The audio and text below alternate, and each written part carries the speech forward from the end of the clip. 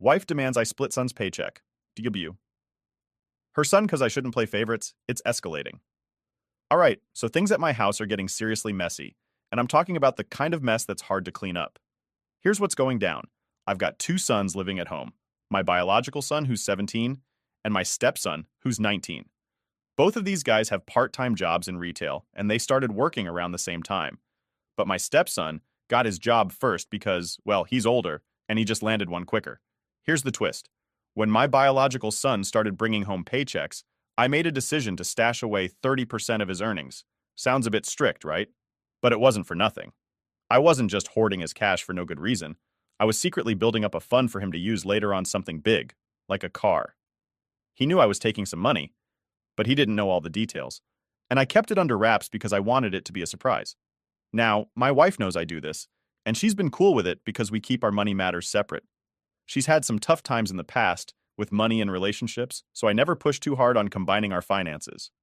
Fast forward to now, my son is about to hit 18 and has been daydreaming about buying his own car. He's been saving up from what's left of his paycheck after I take my cut, thinking he's got a certain amount to spend. So, the other day we sat down to talk about how much he could actually afford, and that's when I dropped the news. He had way more cash than he thought because of the stash I'd been saving on the side. Man, you should have seen his face. He was so pumped that he actually picked me up in a huge bear hug that nearly broke my back. But here's where everything starts to go off the rails. My stepson hears about this whole car fund thing and feels like he's getting the short end of the stick. He thinks I'm playing favorites with my bio son. Then, out of nowhere, my wife hits me with this idea. She thinks I should split my son's car fund between him and her son to make things fair. Basically, she wants me to take the money I've saved for my son and help buy a car for my stepson too. I was floored. I told her that was out of the question and reminded her she had the same chance to do something similar for her son. But it doesn't stop there. My wife starts arguing that because my son's college tuition is being covered by his grandparents, it makes the car fund situation even more unfair. She's basically saying that since his education costs are sorted, I should help level the playing field by dipping into the car fund to support her son. Meanwhile, my son is standing firm, saying no way is anyone touching the money from his checks, especially since the extra cash I threw in was my decision and not something their mom contributed to. Now her family and some of our friends are chiming in, and what started as a couple of jokes is now seriously getting under my skin. I'm trying to keep my cool and figure this whole mess out, but honestly, I'm starting to lose it. I need to put an end to this whole debate and make sure I'm not going crazy here. Am I the one being unreasonable? Or is this as wild as I think it is? Am I the a-hole? Edit 1. Guys, it's in the post. I did tell my wife why I was taking the money and what I was planning to do with it. It was never a secret. Edit 2. Her request, my son knew why I was taking his money, but did not know I was matching his deposit. This wasn't done for any reason beyond age. When I would argue most people that age was earning money in high school, I spent it as quickly as I got it. I didn't think anyone knew better than me.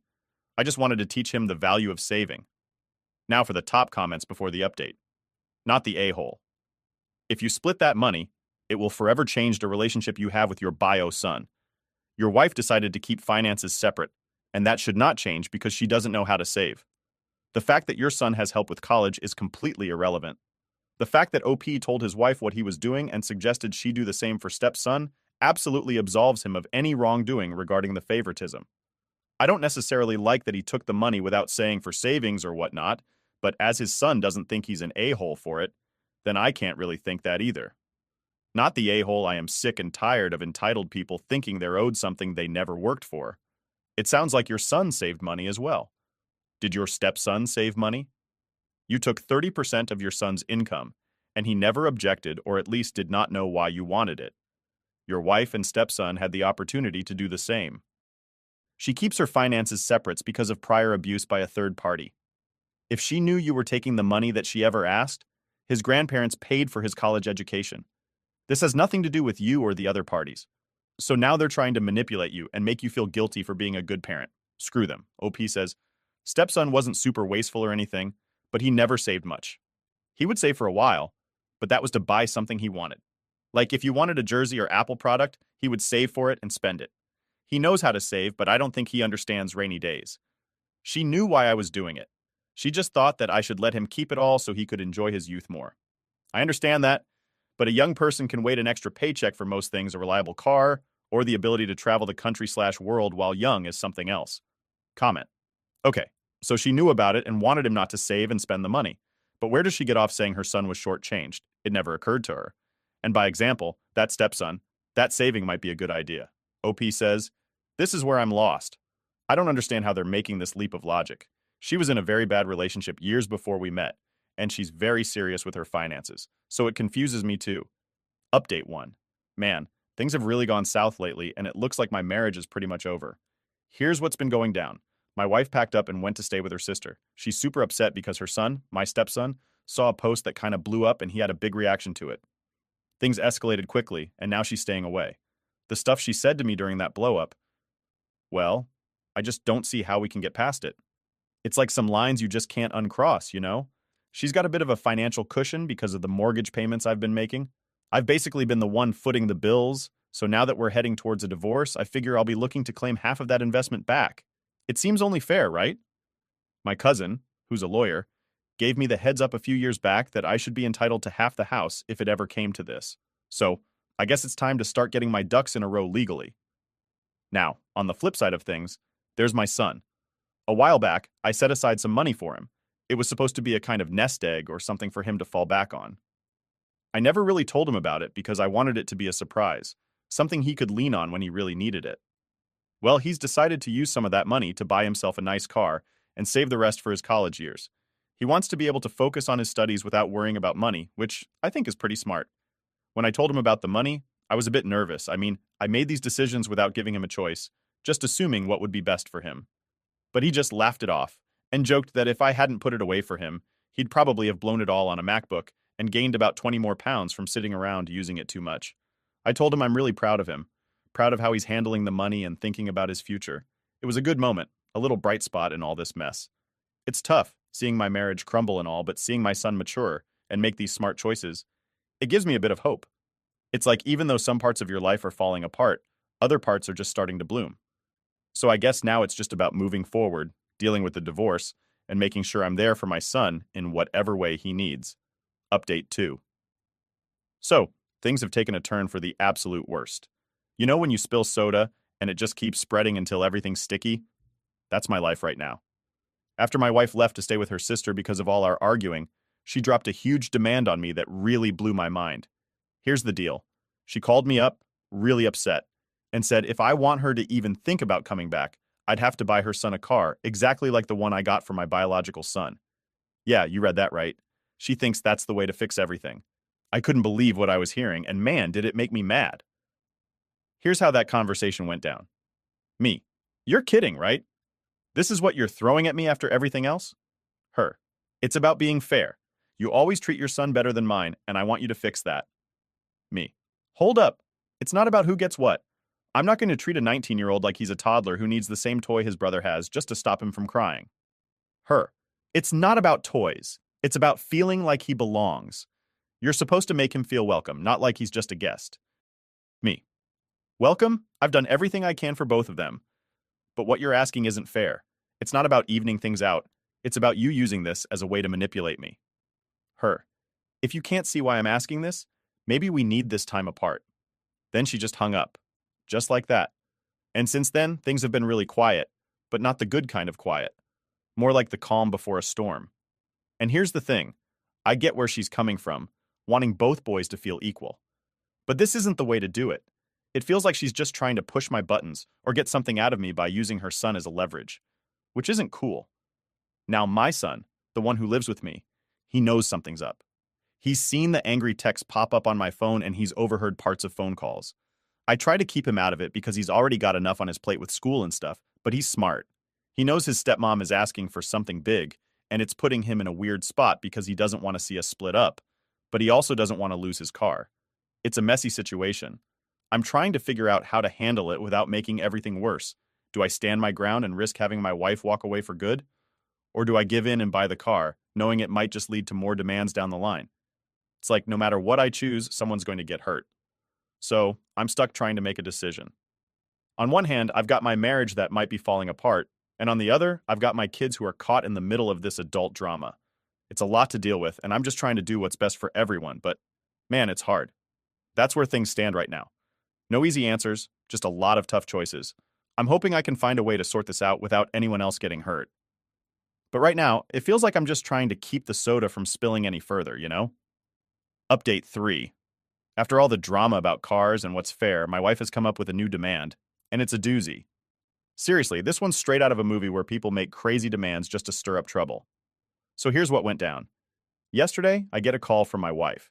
She's been staying at her sister's place, and I swear they must sit around brainstorming ways to make my life more complicated.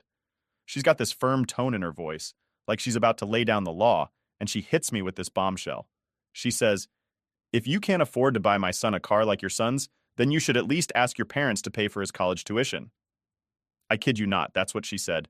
I had to ask her to repeat it because I couldn't believe my ears. Me.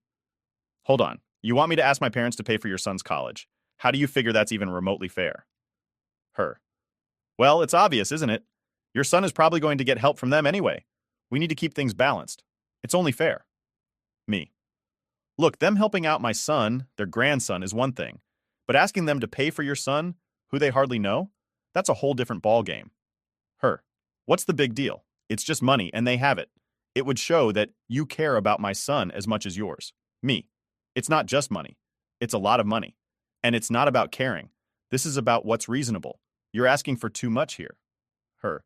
I'm only asking for you to make an effort. My son feels left out, and this could really help. Me.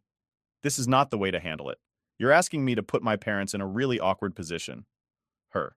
Maybe if you explained it to them, they'd understand. It's all about family, right? Me. That's not their responsibility. You can't just declare that someone else should pay for your child's education. Her. Well, I think it's worth asking. If you don't, it just shows where your priorities are. I was so frustrated that I just ended the call. I mean, how do you even respond to that? It's like she's living in another world where she can just make these wild demands and expect everyone to jump. After hanging up, I sat there just trying to process it all. It feels like she's turned into someone I don't even recognize anymore. Like, imagine your friend turning into a cartoon villain who's always plotting some crazy scheme. That's what it feels like. I spent the rest of the evening thinking about how to deal with this without causing a huge blow-up. I talked to a couple of friends about it, and they were just as shocked as I was. They agreed that it's an unreasonable ask and that I was right to stand my ground. They also suggested that maybe it's time to think about where this relationship is headed if things are getting this out of hand. Meanwhile, my son has been keeping to himself mostly. He's caught bits and pieces of these conversations, and it's tough on him. He feels stuck in the middle, which is the last thing I want. He's trying to focus on school and his future, but all this drama keeps spilling over, and it's a lot for him to handle. So, that's where I'm at. Stuck between a rock and a hard place, trying to keep the peace but also stand up for what's right. It's a mess, and I'm just doing my best to navigate through it all without making things worse. No easy solutions, just a lot of tough decisions and hoping for the best. Update 4. Well guys, here's the latest, and man, it's a big one. I've officially hit my limit with all the craziness, and after a lot of tough thinking and some really deep conversations with my closest friends and even a counselor, I've decided to file for divorce. Yep, it's actually happening. I never thought I'd be the guy to say this, but enough is enough. Let me back up a bit and tell you how this decision came about, because it wasn't overnight. After my wife demanded that my parents pay for her son's college tuition, like it was the most normal thing to ask, it made me stop and really look at what our marriage had become. It felt like I was in a constant state of negotiating with her, always trying to dodge the next outrageous request. So I started by talking to a lawyer, just to understand my options. I needed to know what divorce would involve, especially with kids in the picture, even though one is technically my stepson. The lawyer laid it all out, the steps, the costs, and what rights I have, which made things a bit clearer for me. After a lot of soul-searching, I got the papers drawn up. Sending them to her wasn't easy. I felt this huge mix of emotions, relief, guilt, sadness, you name it. When she got the papers, well, let's just say she didn't take it quietly. She called me up and the conversation was intense. Her, "What is this? Are you seriously doing this?" Me, "Yeah, I am. I've thought it through and it's what needs to happen. We can't keep going like this." Her, "So you're just going to throw away everything we've built, just like that?" Me, "It's not just like that. This has been building up for a long time. It's not healthy for us or for the kids to keep going in circles like this." She started yelling then, really letting me have it. She accused me of being a terrible stepfather, of not caring about her or her son, and a lot more. It got really personal and really hurtful, but I knew I had to stay calm. Her, "You're going to regret this. You can't just decide this on your own. Me. I think I can. I think it's the best for both of us. And deep down, you know all this fighting isn't good for anyone. Her. You're so selfish. You only ever think about yourself and your son. That's when I realized no matter what I said, it wasn't going to change her mind or how she saw the situation. So I ended the call. I just hung up because nothing good was going to come from more yelling. The house has been super quiet since then, kind of like the quiet you get after a big storm passes. It's weird, but also a bit peaceful, knowing that a decision has been made, even if it's a hard one. My son, bless him, has been an absolute champ through all this. He's been worried, sure, especially about what it means for us moving forward. We've had some really long talks, just sitting on the couch talking about everything. I told him that no matter what happens, I'm here for him, and we'll get through this together. He's been really mature about it all, and I'm super proud of how he's handling things. It's not easy, but we're trying to focus on the future, on something better than the constant stress we've been living under. So now it's about taking each day as it comes. There's a lot to sort out with the divorce, legal stuff, figuring out living arrangements, all that. But for the first time in a long while, I feel like I'm taking control back, making a decision that's truly mine. It's scary, but also freeing in a way I didn't expect. And that's the update. Big changes, tough times, but hopefully, a light at the end of this tunnel. Thanks for sticking with me through this roller coaster. Here's to better days ahead, however they come. Update 5. My soon-to-be ex-wife decided to make a surprise appearance at my house yesterday, and let me tell you, it was like something out of a movie. I was just finishing up some chores around the house, trying to keep things tidy and my mind off the whole divorce mess, when I heard a knock at the door. Thinking it might be a package I was expecting, I didn't think much of it. But when I opened the door, there she was, my wife, standing there as if the past few months of arguments and demands hadn't happened. She had this determined look on her face, like she was about to sell me on the idea of getting back together. Without waiting for an invitation, she started talking right away. Her. This is ridiculous, We're being silly letting things go this far. We can sort all of this out. Me. I'm not sure there's anything left to sort out. We've been over this. The divorce is moving forward. She seemed taken aback by my response, like she expected me to just agree and drop everything. But I've been through too much to just flip-flop now. Her. We can't just throw away what we had over one disagreement. We can fix this. Me. It wasn't one disagreement, though.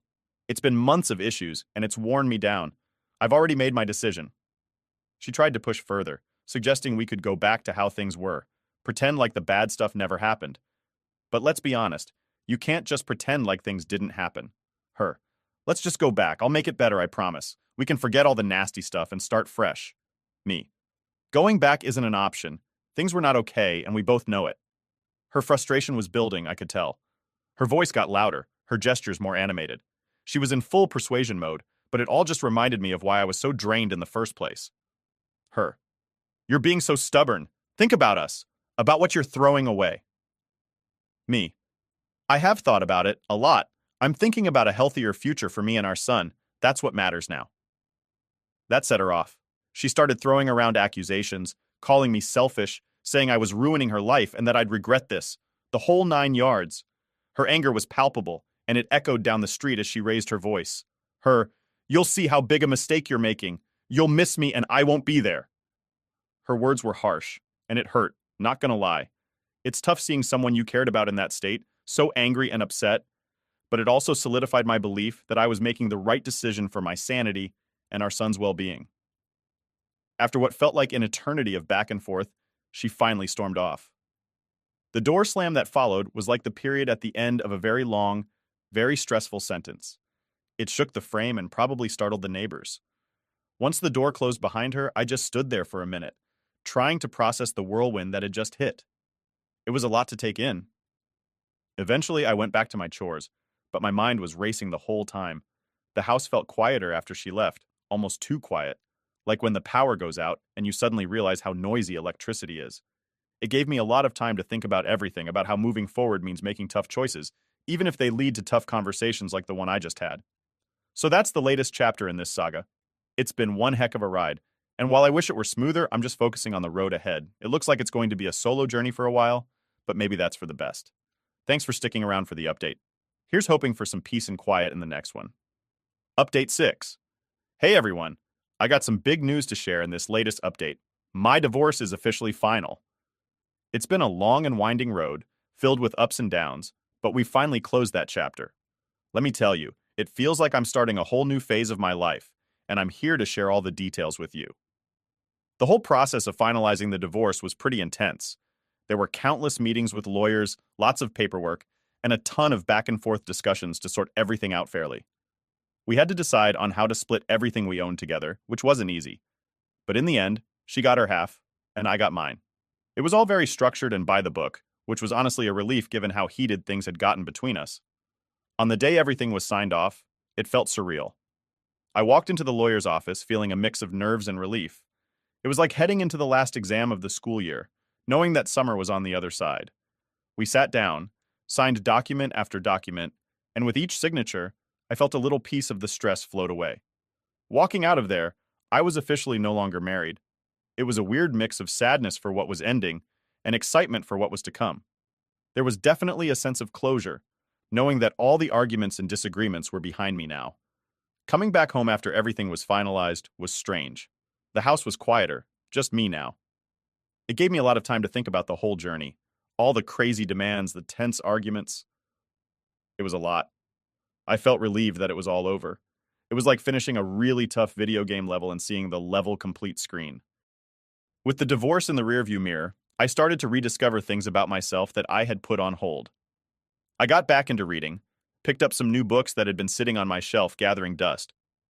I started watching some series I'd missed out on. It was nice to just sit back and enjoy things without any drama hovering over me. I've also been reconnecting with friends. Had a few guys over for a game night last week, and it was a blast. It's amazing how much you miss just hanging out and laughing with friends when life gets too serious. Most importantly, I've been spending a lot of quality time with my son. We've been talking more, not just about the big stuff, but also the little everyday things. It's been great to reconnect and build our relationship stronger during this new phase of our lives. He's been really resilient through everything, and seeing him adapt and stay positive has been a huge comfort to me. Looking ahead, I'm thinking about what's next for me.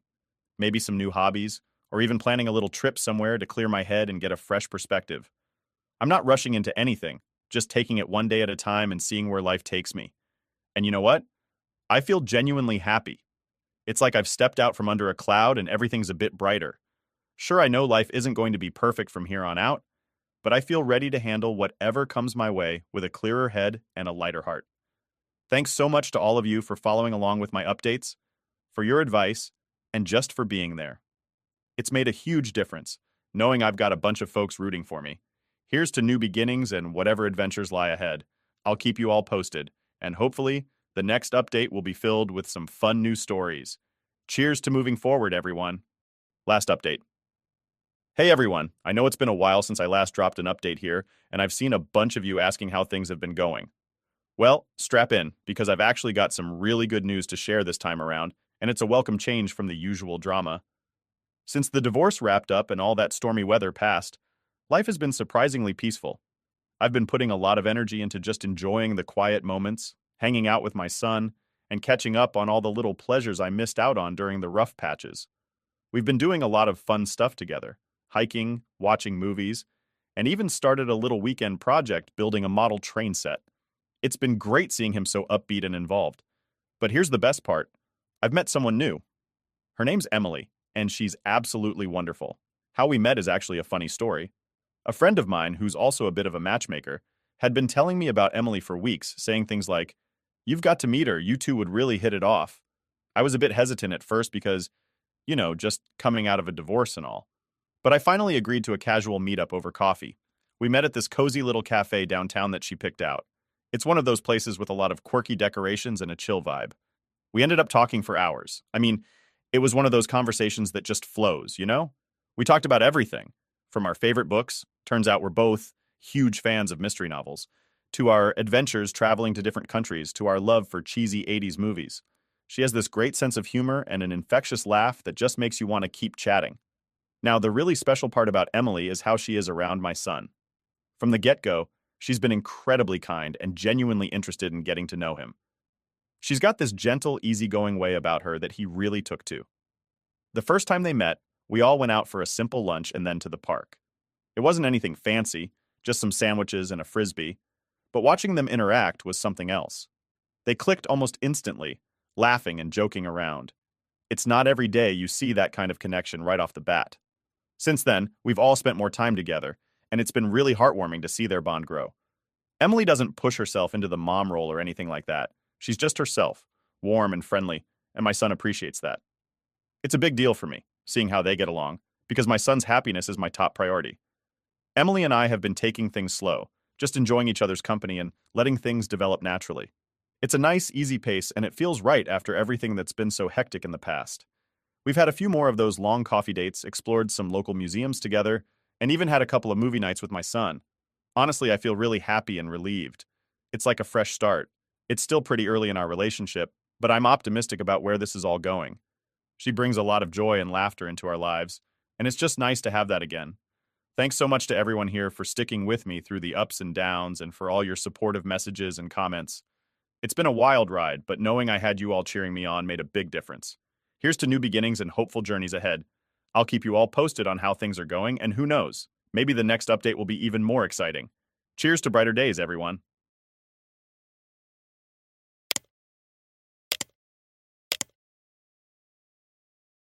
"You're really going to do this, Ruby?" my dad bellowed, his face turning red as he slammed his fists on the table. "After all I've done for you." "Dad," I said evenly, though my heart was pounding, "I've been paying your mortgage for the past 4 years. I've done everything I can to help, but I'm not giving you $10,000 to settle a gambling debt. I just can't." His expression twisted into rage. "You ungrateful little—" he spat, grabbing a glass from the table and hurling it across the room. It shattered against the wall, shards scattering across the floor. I flinched but didn't move. My stepmother, Patricia, appeared in the doorway, her face set in a disapproving frown. "Ruby, why can't you just help him out?" she said, as though she were asking me to pass the salt. "My name is Ruby, and for as long as I can remember, I've been the responsible one in my family. I'm 31, single, and have spent most of my adult life working hard to build a stable career in marketing. My dad, Gerald, is the opposite. He's the kind of man who can charm his way out of anything but has no idea how to manage his own life. When my mom passed away a decade ago, he married Patricia within a year. She wasn't the wicked stepmother stereotype, but she never stood up to him either.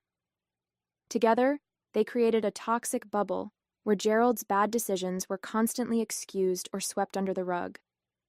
And for years I'd played along, paying the bills and keeping the peace. But this was too much.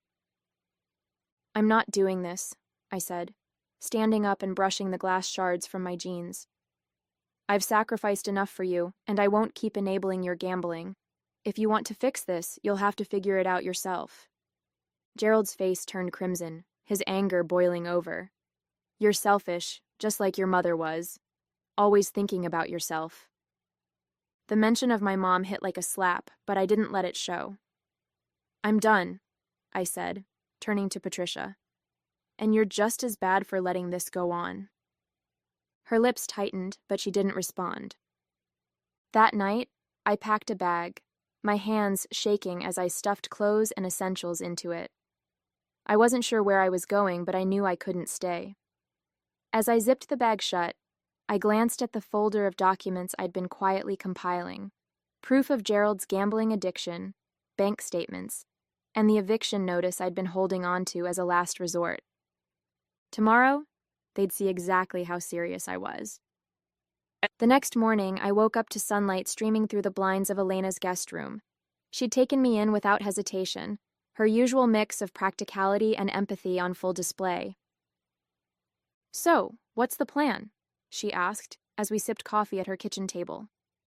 "Because if you think they're going to take this lying down, you're kidding yourself." Elena had been my best friend since college, and she knew my dad's antics better than most. I sighed, rubbing my temples. "I'm going to serve them the eviction papers and let the legal system handle it. I can't argue with him anymore, Elena. He just turns it into a guilt trip or an explosion." "Good," she said firmly. "He's been taking advantage of you for years. It's time he faces some consequences." She wasn't wrong. For the past 4 years, I'd been quietly paying my dad's mortgage, putting my own financial goals on hold because he was in a tough spot. At first, I thought I was doing the right thing, helping family, being the dutiful daughter. But the longer it went on, the clearer it became that I was just enabling him. Every time I tried to talk about his gambling, he'd dismiss it with a laugh or shift the blame to Patricia for nagging him too much. And Patricia? She'd just shrug and say, "That's how he is." Last night had been the final straw. The glass shattering against the wall, his shout about how I was just like my mother. It was like a switch flipped. I wasn't going to let him drag me down any further. After breakfast, I opened the folder I'd brought with me and laid out the evidence. Screenshots of text messages where he'd begged me for money, bank statements showing the payments I'd made on his mortgage, and printouts of gambling hotline referrals I'd given him that he'd ignored. "Wow," Elena said, flipping through the pages. "You've been holding on to this for a while." "I didn't want it to come to this," I admitted. But I knew he'd never stop if I didn't have a plan. This way, when he tries to play the victim, I have proof of everything. She nodded approvingly. "Smart. So, when are you dropping the hammer?" "Tonight," I said, my voice steadier than I expected. "I'll leave the papers and evidence on the kitchen counter when I go to grab the rest of my things. By the time they realize what's happening, it'll be too late to guilt me back." As I packed my things to head over, I felt a strange sense of calm. For the first time in years, I wasn't reacting to my dad's chaos. I was taking control. By the time I pulled into the driveway, the knot in my stomach was wound so tightly I could barely breathe. The house looked the same as always. Peeling paint, a sagging porch, the garden overrun with weeds. It struck me how much this house mirrored my dad's life. Neglected, chaotic, but just barely standing. I stepped inside, bracing myself for what I might find. The living room was empty, but the faint sound of the TV murmured from the back den. My dad and Patricia were probably sitting there, watching some mindless show while pretending everything was fine. I moved quickly, heading to my old room to grab the last of my things. The duffel bag I'd left behind was still where I'd stashed it under the bed, and I filled it with the odds and ends I hadn't taken the night before. Photo albums, a few books, my mom's necklace. On my way out, I paused in the kitchen. The counter, usually cluttered with junk mail and coffee cups, now held a neatly stacked pile of documents. The eviction notice, the financial evidence, and a handwritten note. I picked up the note and reread it one last time. "Dad, I've spent years helping you, but you've taken it for granted and used my support to fuel your gambling habit. I can't do this anymore. The mortgage is paid off because of me, and now it's time for you to take responsibility for your actions. The papers explain everything. I hope you can find a way to turn things around, but I won't let you drag me down with you anymore. Love, Ruby." My hand trembled as I placed the note back on top of the pile. It wasn't angry or vindictive, just the truth. And for once, I wasn't afraid to speak it. As I turned to leave, I heard the TV click off. My dad's voice boomed from the den. "Ruby, is that you?" I froze, my heart racing. Part of me wanted to bolt, but I forced myself to take a deep breath and step into the doorway. "Yeah, Dad, I just came to grab the rest of my stuff." He looked at me with a mix of suspicion and annoyance. "You're not really leaving, are you? Come on, Ruby, you're overreacting." Patricia chimed in from the couch, her tone exasperated. "You can't just walk away from family." "I'm not walking away," I said, my voice calm but firm. "I'm setting boundaries. You'll understand when you read the papers." I didn't wait for their response. I walked out the door, the weight lifting with every step. That evening, I sat in Elena's living room, the eviction papers filed and the note left behind. My heart was still racing from the confrontation, or lack of it, really. Walking out of that house without looking back was one of the hardest things I'd ever done, but I knew it was the right thing. Elena handed me a cup of tea, sitting down next to me on the couch. "How are you feeling?" I stared into the steaming cup, searching for an answer. "Relieved," I said finally. "But also guilty. It's my dad, you know. I keep wondering if I went too far." She gave me a look. "Ruby, you've been paying his mortgage for years, and he threw a glass at you when you said no to more money. That's not normal. You didn't go too far. You finally stood up for yourself. I nodded, knowing she was right, but the guilt still lingered. Part of me hoped that leaving the papers and the evidence would force my dad to take a hard look at himself, to finally realize the damage his gambling had caused. But deep down, I wasn't sure he'd ever change. The next morning, my phone buzzed incessantly with texts and calls from my dad. I didn't answer. Instead, I let the messages pile up, each one angrier than the last. What the hell is this, Ruby? Eviction papers? Are you serious? I can't believe you do this to your own father. You think you're better than me? You're just like your mother. That one stung, but I refused to let it break me. By mid-afternoon, Patricia called, her tone dripping with feigned concern. Ruby, this has gone far enough. Your father is devastated. Do you really want to put him through this? I took a deep breath, steadying myself. Patricia, I didn't put him through anything. He did this to himself. If you want to help him, you'll encourage him to get help for his gambling problem. But I'm done cleaning up his messes. She sighed heavily. You're being unreasonable. Family is supposed to stick together. No, I said firmly. Family is supposed to respect and support each other. This isn't that. I hung up before she could respond, my hands trembling. The calls and messages only reinforced what I already knew. I couldn't go back. For the first time in years, I was putting myself first. And while it was terrifying, it also felt like freedom. By the following day, the messages from my dad had stopped, replaced by silence that felt almost louder than his shouting. But Patricia was persistent. She left voicemails filled with guilt-laden monologues, saying things like, "We don't know how we're going to manage without you," and "You're turning your back on the people who love you." Love. That word hit a nerve. Love didn't throw glasses or demand thousands of dollars without a second thought. Love didn't guilt you into sacrificing everything while offering nothing in return. Elena, I said that evening as we sat in her living room, I think I need to block them. I can't keep listening to this. She nodded. You've done more for them than most people would. Blocking them doesn't make you a bad person. It's about protecting your sanity. I hesitated, my thumb hovering over my phone screen. It felt so final, cutting off the last thread of communication. But when I thought about everything I'd endured, the shouting, the manipulation, the endless excuses, I pressed the button.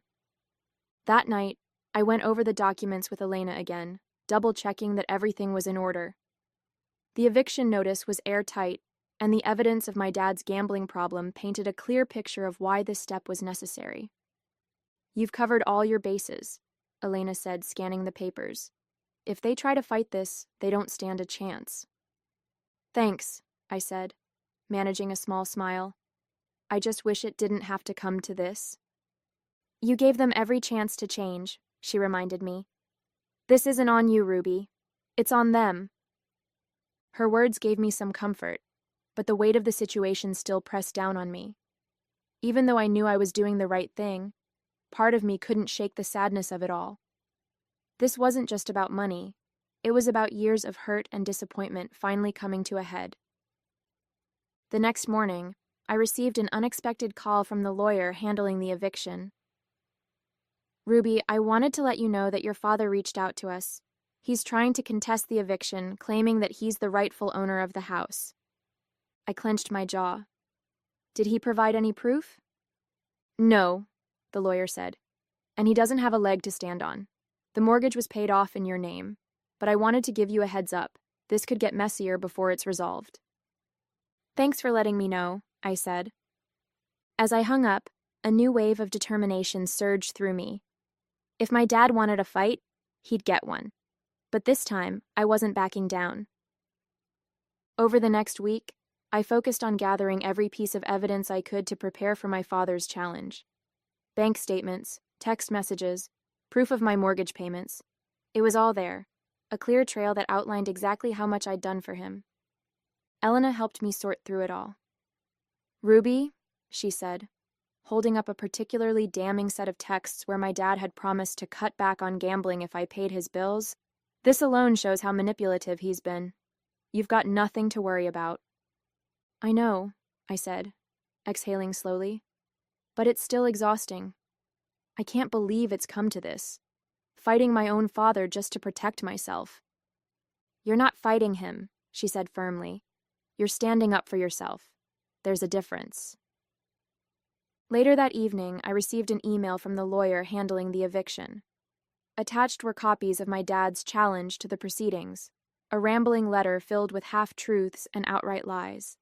He claimed I'd only paid the mortgage as a favor, and that he'd always intended to pay me back, though he conveniently provided no evidence of such an arrangement.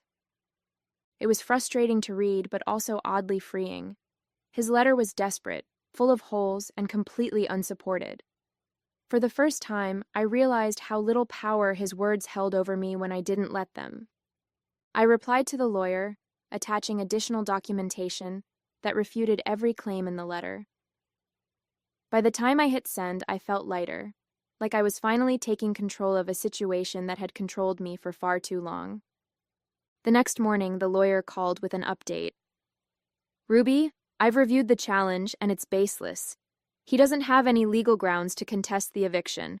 We're moving forward as planned. Thank you, I said, relief washing over me. What happens next? The eviction notice will be enforced within the next 30 days, she explained. If he refuses to vacate, law enforcement will get involved. But based on his lack of evidence, I doubt it'll come to that. I hung up and leaned back in my chair, letting the relief sink in. For years, I'd been the one scrambling to fix things, to hold the family together. But now, for the first time, I was the one setting the terms. That evening, I called Elena to share the news. It's finally happening, I said, my voice tinged with both excitement and exhaustion. Damn right it is, she replied. You're taking your life back, Ruby, and it's about time. The day had finally come. I pulled into the driveway, clutching the final eviction paperwork in one hand and my resolve in the other. The house stood there as it always had, but this time it didn't feel like a battle waiting to happen. It felt like closure. I knocked on the door and Patricia answered. Her face fell the moment she saw the papers in my hand. Oh, Ruby, she said, shaking her head. Is this really necessary? Yes, I said, stepping inside. It is. My dad was in the living room, sitting in his recliner with the TV remote in one hand and a drink in the other. He glanced up at me, his expression oscillating between annoyance and smugness. What now? He grumbled. I dropped the eviction notice on the coffee table in front of him.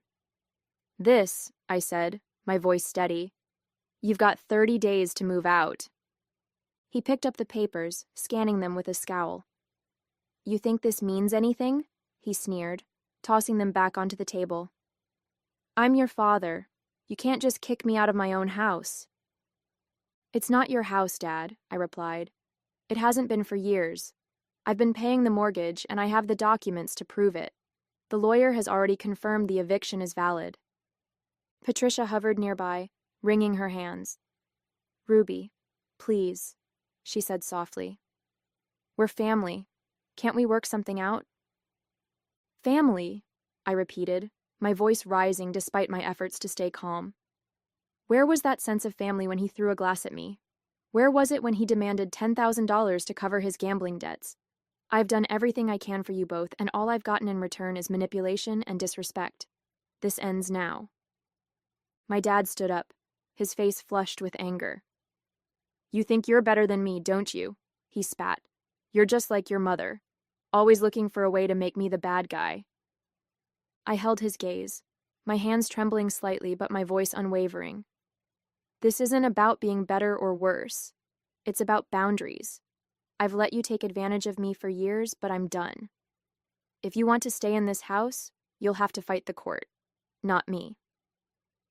He didn't respond, just sat back down with a bitter laugh. You'll regret this, he muttered. No, I said, turning toward the door. I won't.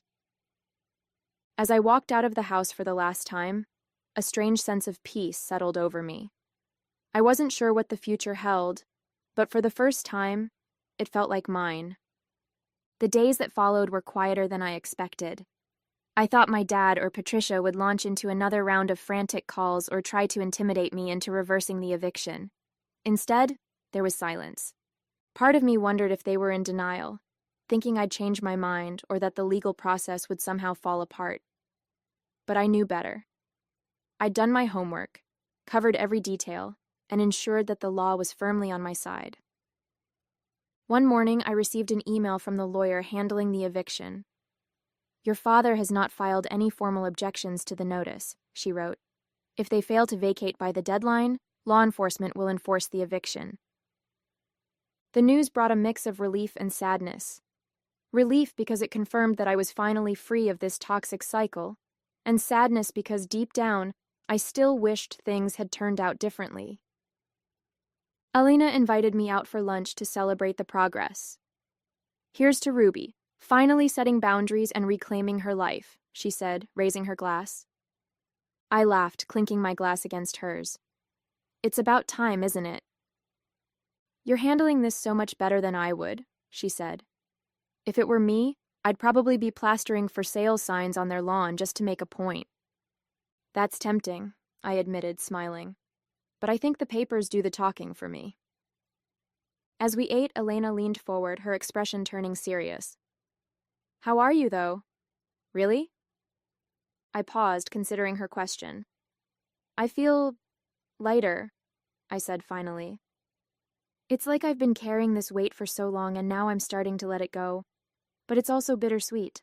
They're my family, you know. I wish they'd made different choices." "That's on them," Elena said firmly. "You've done more than enough. It's okay to let go." As the eviction deadline loomed, I drove by the house one last time. The front porch was cluttered with boxes, a sure sign they were preparing to leave. I didn't stop, didn't linger, I just kept driving. That evening, I received a message from my lawyer confirming that my dad and Patricia had vacated the property. "The house is now legally yours to manage as you see fit," she wrote. I stared at the message, a wave of emotions washing over me. For years, that house had been a symbol of sacrifice, guilt, and conflict. Now, it was something else entirely, a clean slate. As I sat in the quiet of my apartment, I realized that for the first time in years, I was truly free. The first morning after the eviction deadline felt surreal. I woke up to the realization that I no longer had to brace myself for a call from my dad or a guilt-ridden message from Patricia. The house, the conflict, the endless demands, it was all behind me now. I sat on the balcony of Elena's apartment with a cup of coffee, staring out at the city skyline. "You seem quiet this morning," Elena said, joining me with her own mug. "I think it's finally sinking in," I admitted. "It's over. They're out of the house. I can move on." Elena smiled, her tone teasing. "And here I was thinking you'd throw a party." I laughed, shaking my head. "No, not yet. I think I need to just sit with this for a while. It's like I've been in survival mode for so long, I don't know what to do with the calm." Over the next week, I began to reconnect with parts of my life I'd put on hold. I signed up for a photography class, something I'd always wanted to do, but never had the time or energy for. I started spending my weekends exploring new hiking trails, breathing in the fresh air and letting myself feel truly present for the first time in years. Elena noticed the change almost immediately. "You look lighter," she said one evening as we cooked dinner together. "I feel lighter," I replied, realizing it was true. "For the first time, I'm not carrying their problems. I'm just me." "Good," she said, raising her spatula like a toast. "Here's to that."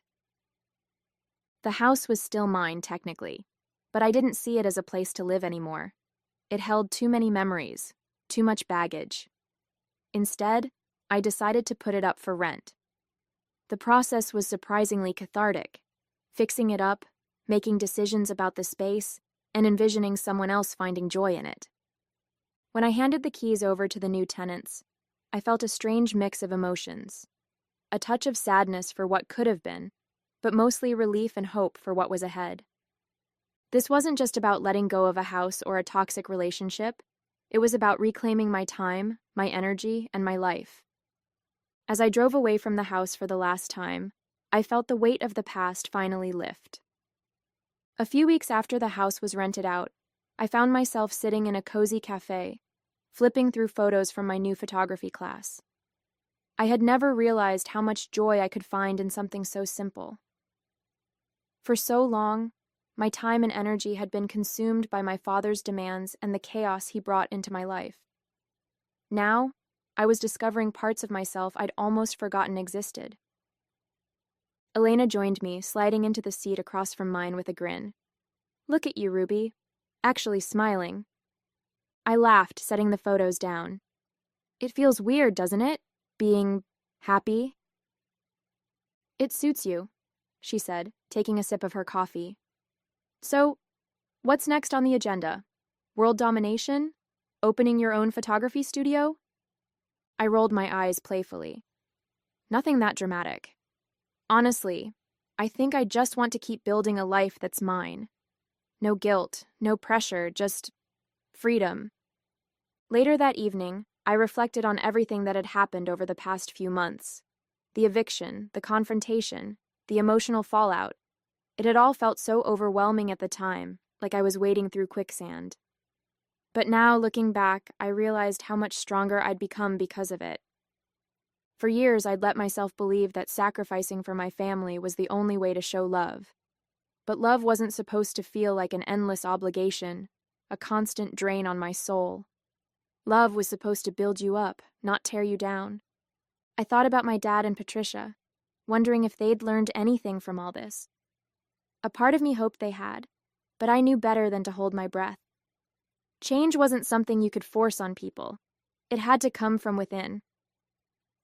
As I sat by the window, the city lights twinkling in the distance, I felt a sense of peace I hadn't known in years.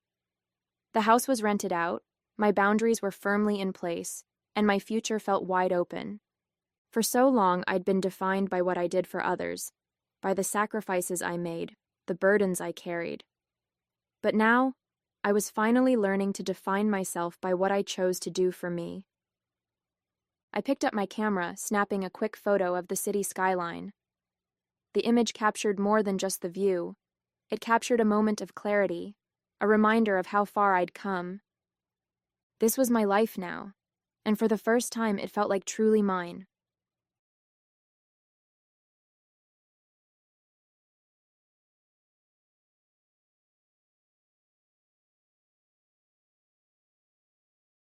My parents blew my inheritance on my brother's lavish wedding. I threatened to sue. Growing up, I never thought I'd have to fight my own family over money, but here we are. Let me set the scene. My great aunt was hands down the coolest person in our family. In a culture where no one really cared if the women got an education, she thought it was total crap and made it her mission to change things.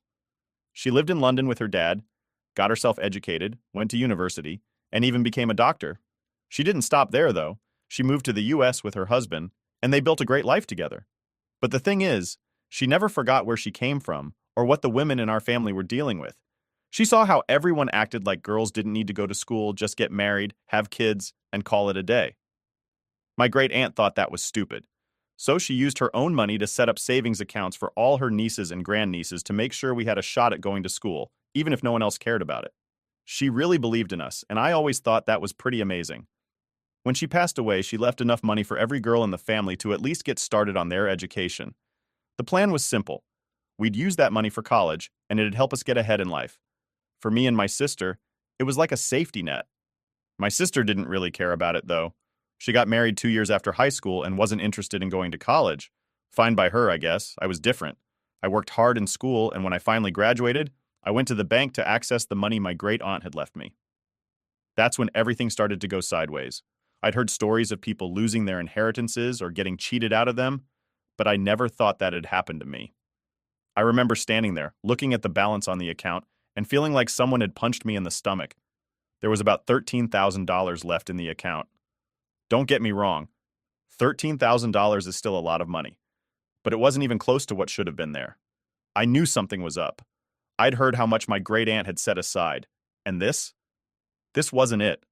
I felt a mix of shock and anger bubbling up inside me. How could it be gone? I'd been planning on using that money for college, and now it was almost gone? I went straight to my parents. I mean, who else could have touched the account? It didn't make sense. They acted all casual about it, like it wasn't a big deal at all. They straight up told me they needed the money, like that explained everything. I couldn't believe what I was hearing. Needed the money? For what? Turns out they had used it to pay for my brother's wedding. You know, that super fancy wedding he had a couple of years ago that everyone in the family couldn't stop talking about? Yeah, they dipped into my college fund to pay for it. When they told me, I was beyond furious. I could barely believe it. Who just takes money meant for their kid's education and blows it on a wedding? My parents, apparently. The worst part? They acted like I was being unreasonable for being mad about it. They kept saying stuff like, it was for family, and your brother's wedding was important, as if that was supposed to make everything okay. I couldn't care less about how important the wedding was. It wasn't their money to take in the first place. My great aunt left it for me to go to school, not for them to fund some over-the-top celebration. I felt betrayed, honestly. I had been counting on that money to pay for school, and now I was stuck with barely enough to cover anything. I was mad at them, mad at my brother, mad at the whole situation. But my parents didn't get it. They just shrugged it off like it wasn't a big deal. It was like they expected me to just suck it up and move on, but there was no way I was doing that. The thing that really got me was how casual they were about the whole thing. Like, they didn't even apologize. It was like they thought they had the right to take that money, and I should just be okay with it because it was for family. I wasn't okay with it, not even close. I had plans, and those plans didn't include taking out a ton of student loans because my parents decided to blow my inheritance on a one-day event. At that moment, I knew things were never going to be the same between me and my parents. The trust was completely gone. I couldn't even look at them without feeling angry. I wanted answers, but more than that, I wanted my money back. They told me I was being overdramatic, that I should just let it go, but how could I? This wasn't just about the money, it was about respect. They didn't respect me or what my great aunt wanted for me. I didn't know what to do next. Part of me wanted to scream at them, but I knew it wouldn't do any good. They clearly didn't care how I felt. So I made a decision right then and there. I wasn't going to let this slide. If they thought they could just walk all over me and get away with it, they were wrong. I was done being the good kid who just took whatever was thrown at them. I was going to fight back, even if it meant standing up to my whole family. It wasn't going to be easy, but I knew I couldn't let them get away with it. They might have thought I was just some dumb kid who didn't know how things worked, but they were about to find out just how wrong they were. Looking back, that moment at the bank was a turning point for me. It was the moment I realized that my parents weren't the people I thought they were. I always thought family was supposed to have your back, but clearly that wasn't the case here. They were more interested in appearances and keeping up with the community than they were in doing right by me. But I wasn't going to be quiet about it. If they thought I'd just roll over, they didn't know me as well as they thought they did. After finding out that my parents used my college money for my brother's wedding, I couldn't just sit there and let it slide. I was fuming, and there was no way I was going to let them get away with what they did. The thing is, my parents? They didn't see it that way at all. They thought I was just making a big deal out of nothing. They told me to calm down and stop acting so dramatic. Yeah, like I was going to just be chill about my future being stolen. Sure. I remember sitting down with them after I found out about the money. I wanted to give them a chance to explain themselves, to maybe show a little bit of remorse or admit they'd made a mistake. I thought, maybe they'll apologize. Maybe they didn't realize how much this was going to mess me up. But nope. My dad just sat there, all casual, like we were talking about some minor inconvenience. He goes, "We needed the money at the time, and your brother's wedding was important for the family." I stared at him, waiting for some sign that he realized how messed up that sounded, but nothing. He really thought I'd be fine with that explanation. I asked, "What about my future? What about what I needed? You didn't even think to ask me." My mom chimed in with the whole family comes first speech. I've heard that crap my whole life. Family, family, family. What they really meant was my brother comes first, and everyone else has to deal with it. I wasn't about to just take that without pushing back. So I stood up and told them straight. You stole from me. That money wasn't yours to take, and I want it back. I guess they weren't expecting that because my mom looked shocked for a second. But then she just shook her head and said I was being selfish. Selfish, me. The person they just stole thousands of dollars from.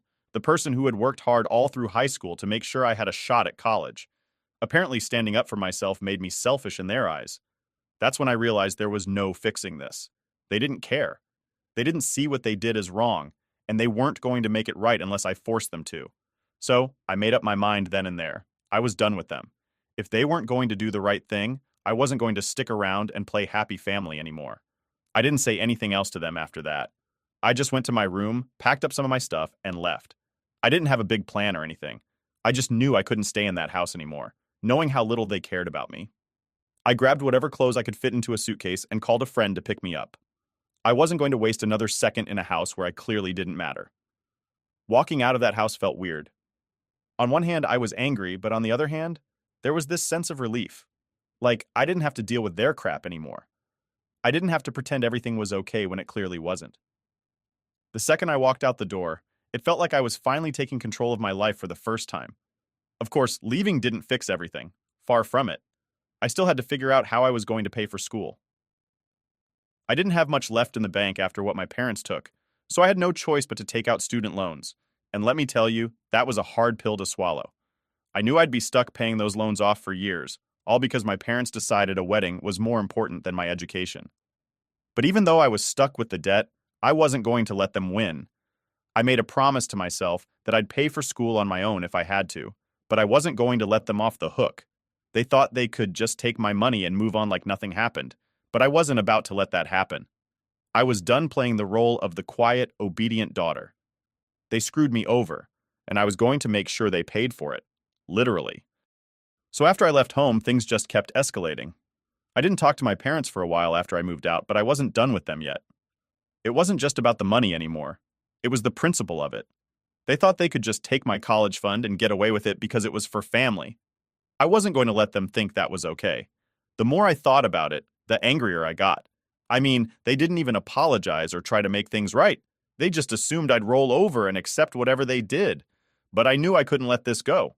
If I didn't stand up for myself now, they'd think they could keep treating me like this. So I decided I was going to sue them for the money they took. If that's what it took to make them pay me back, then fine. I wasn't going to back down. When I told a few people about my plan, I got a mix of reactions. My friends were totally on board. They all said it was the right thing to do, that my parents were wrong, and I shouldn't let them take advantage of me. But when word got around to my family, yeah, that's when things started getting messy. My family acted like I was the worst person in the world. It was like they were more upset about me suing my parents than the fact that my parents stole from me in the first place. The phone calls started almost immediately. My aunt called me first, trying to guilt trip me into dropping the whole thing.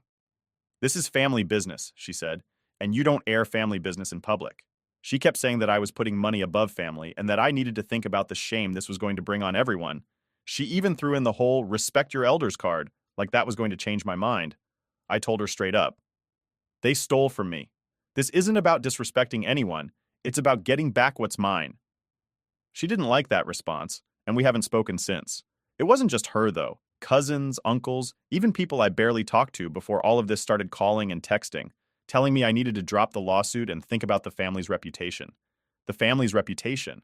Like I'm supposed to care about how we look after they screwed me over? The worst part was how my parents reacted. They didn't even try to deny what they did. Instead, they kept saying I was overreacting, that I should let it go, and that we could work something out. I told them if they wanted to work something out, they should have thought about that before taking my money. They tried to tell me they'd pay me back eventually, but there was no way I was trusting them at that point. I wasn't born yesterday. That's when they started offering to pay me back in installments, like I was some sort of credit card company. They thought they could just drag this out, paying me a little bit here and there, and maybe I'd get tired of it and stop asking. But I wasn't going to let that happen. I told them straight up, if you don't want me to sue you, you're going to have to pay me back everything, and you're going to do it now. Of course, they didn't like that, my dad especially. He called me ungrateful and selfish, saying they did what they had to do for the family and that I should be ashamed of myself for not understanding that. I just couldn't believe how blind they were to how wrong they'd been. They didn't see what they did as stealing. They saw it as doing what was best for the family, as if blowing thousands of dollars on a wedding was somehow more important than my education. The conversations got heated pretty quickly. My mom cried on the phone saying I was going to tear the family apart. My dad tried to act tough, like I was the one in the wrong. It was the same nonsense they'd been spouting since this all started. They kept acting like I was the problem, that I was the one causing all the drama. But I wasn't the one who took someone else's money without asking. I wasn't the one who spent my daughter's future on a wedding. It was around this time that my brother decided to get involved. He called me up, all calm and reasonable, like he was going to be the voice of reason in this whole mess. He said he understood why I was mad, but that suing our parents was going too far. He told me I was just embarrassing the family and that this wasn't worth tearing us apart over. Then he made me an offer. If I dropped the lawsuit, he'd help pay for my college out of his own pocket. Now, I knew better than to trust him at this point. I wasn't about to let my future rest on some vague promise. So I told him, fine. If you're serious, let's make it official. We'll write up a contract and you can pay for my school that way. He didn't like that one bit. He got all defensive, saying I was being ridiculous for not trusting him. I told him it was simple. If he really wanted to help, he'd have no problem putting it in writing. He called me an idiot for even suggesting it. And that was the end of that conversation. From then on, things just kept getting worse. My family acted like I was some kind of villain for even thinking about suing my parents. It was like they couldn't see that my parents had done something seriously wrong. Every time I talked to anyone from the family, it was the same thing. You're bringing shame on us. You're overreacting. You're tearing us apart. They didn't care about what happened to me or the fact that my parents had taken my money without asking. They just cared about how it looked to other people. It didn't take long for the whole community to find out about the lawsuit. And let me tell you, that was a whole other level of drama. Suddenly everyone had an opinion on the matter. I'd walk into a store and people would give me side-eye like I'd done something horrible. Friends of the family would stop me in the street trying to talk me out of it, telling me I was ruining my family's reputation. But the thing is, I didn't care anymore. I was done caring about what other people thought. I was done letting them dictate what I should do or how I should feel. The lawsuit wasn't just about the money at this point. It was about standing up for myself and making sure they knew I wasn't going to be walked all over. My family could be mad at me all they wanted. They could talk about shame and reputation and family business, but none of that changed the fact that my parents had done something wrong, and I wasn't going to let it slide. I guess the hardest part was realizing that, to them, keeping up appearances was more important than doing the right thing. They didn't care about making things right with me. They just wanted me to shut up and let it go so they could pretend like nothing had happened. But I wasn't about to let that happen. No matter how much they tried to guilt-trip me or call me selfish, I knew I was doing the right thing. I wasn't going to let them sweep this under the rug, and I definitely wasn't going to trust them to pay me back on their terms. If they wanted to fix this, they were going to have to do it my way, or not at all. So after the whole lawsuit thing started, my family pretty much went into full-on damage control mode. They weren't interested in making things right.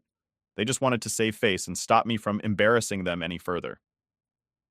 It felt like every day I was getting some new message from a relative or family friend telling me how wrong I was for taking this public, how I was ruining our family's reputation, and how I needed to think about the shame I was bringing on everyone.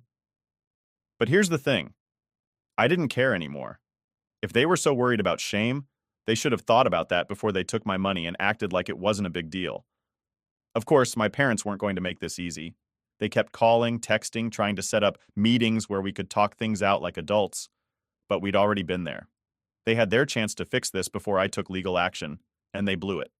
So now, the only thing I wanted to hear from them was how they were going to pay me back, and they weren't offering anything that made me trust them. My dad was the worst about it. Every time he called, it was the same old lecture. We're family. We don't do this to each other. He made it sound like I was betraying him by standing up for myself.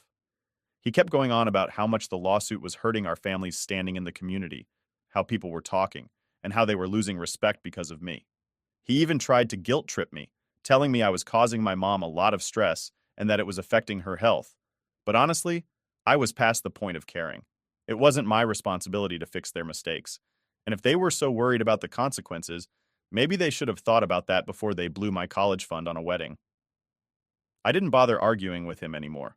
Every time he started on one of his speeches, I'd just tell him, "You know how to fix this. Pay me back and we can end this." But of course he wouldn't listen. He'd just get mad and say I was being unreasonable, that I didn't understand what it meant to be part of a family. That was the part that really got to me, the way they twisted things around to make it sound like I was the bad guy. Like, somehow I was the one tearing the family apart, when they were the ones who stole from me. It was like they couldn't even see how wrong they were. They were too busy worrying about what other people would think to even try to make things right. And it wasn't just my parents. My brother had his own way of making things worse. After his whole "I'll pay for your college" stunt fell through, he started playing the victim card. He went around telling everyone how I was ruining the family, like he had nothing to do with the mess in the first place. He acted like he didn't benefit from what our parents did, like his wedding didn't come at the cost of my future. The worst part was, people believed him. They saw him as this poor guy caught in the middle, just trying to keep the peace. And me? I was the one who wouldn't let things go, the one who was causing all the drama. It didn't matter that he'd been handed everything on a silver platter while I was left scrambling to figure out how to pay for school. All they saw was that I was taking my parents to court, and that made me the villain in their eyes. It got to the point where I couldn't even walk down the street without someone giving me the side eye. People who I used to be close with wouldn't even talk to me anymore. They acted like I was some kind of outcast for not just falling in line and letting my parents walk all over me. It was frustrating, but at the same time, I felt this weird sense of freedom. Like, yeah, they were judging me, but I didn't care. I was finally standing up for myself, and if they didn't like it, that was their problem, not mine. The whole situation was a mess, though. Every family gathering was filled with tension, and I started avoiding them altogether. I wasn't about to sit around pretending like everything was fine while they all whispered behind my back. I knew what they were saying. They were calling me selfish, saying I was tearing the family apart for money. But it wasn't about the money anymore. It was about respect. I wasn't going to let them get away with treating me like I didn't matter. I think the hardest part was realizing just how little they cared about me. I always thought family was supposed to have your back, to support you when things got tough. But in my case, they were more interested in saving face than doing what was right. They didn't care about how much their actions had hurt me, or how much I'd lost because of their choices. All they cared about was keeping up appearances. There were a few times when I questioned if I was doing the right thing. When you have everyone around you telling you you're wrong, it's hard not to second guess yourself. But every time I thought about backing down, I reminded myself of what they did. They took something that was mine, something that my great aunt left specifically for me, and they used it for their own benefit without even asking. If I didn't fight back, I'd be telling them that it was okay to treat me like that.